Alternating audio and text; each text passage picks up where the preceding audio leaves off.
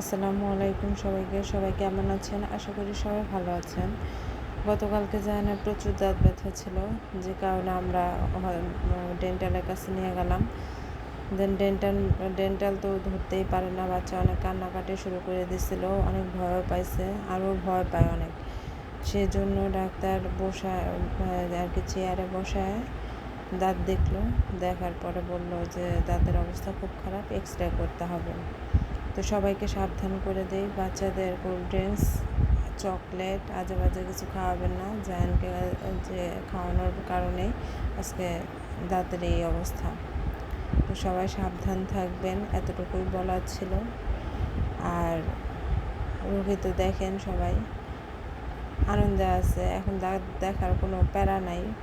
বাবা ছেলে মিলে দেখতেছে ডাক্তার কি ডাকে। অবশেষে এখন আমাদের প্রেসক্রিপশন শেষ, যাওয়ার পালা। আমরা এখন চলে যাচ্ছি। সবাই ভালো থাকবেন, সুস্থ থাকবেন। আসসালামু আলাইকুম।